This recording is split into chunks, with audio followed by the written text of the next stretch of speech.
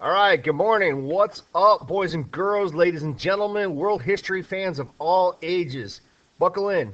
We're going to do this rights, obligations, and responsibilities thing. Let's do it. All right, as a citizen, you got 5 rights that are guaranteed under the First Amendment. First one is the freedom of speech. You have the right to speak and write openly.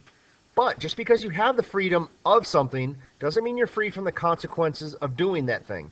So, for example, if you yell fire in the middle of a crowded movie theater on a Friday night and people evacuate or run out, someone gets hurt, you can get arrested because you caused a threat. So just because you have the freedom to do something doesn't mean you're free from the consequences of doing that thing.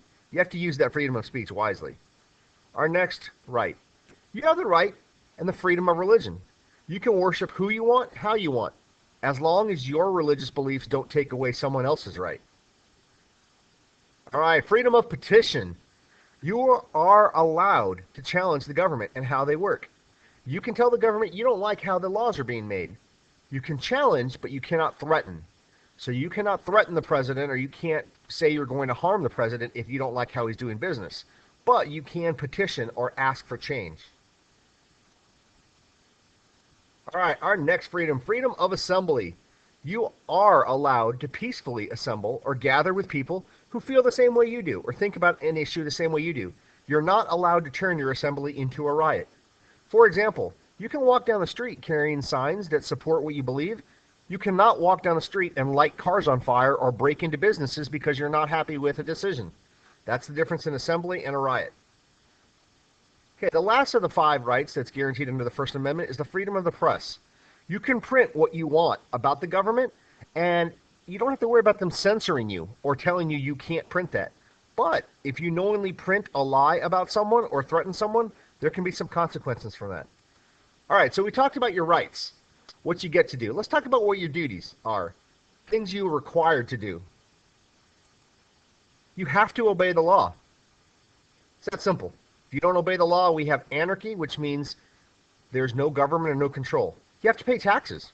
Our taxes pay for things like the military, schools, properties to make sure we've got roads to drive on. Taxes are important because it helps our cities run a lot more smoothly. Defend the nation.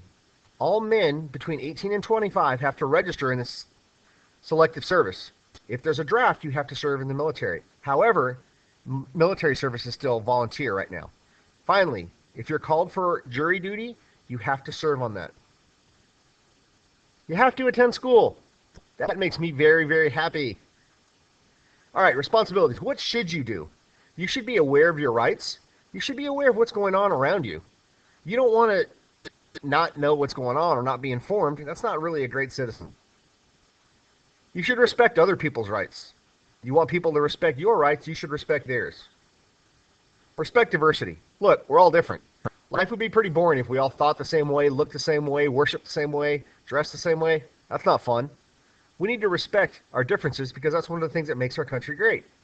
All right, finally, contribute to the common good. Participate in your community. Volunteer. Get out. Do something to help somebody else. All right, ladies and gentlemen, kids of all ages and all my world history fans, that's all we've got.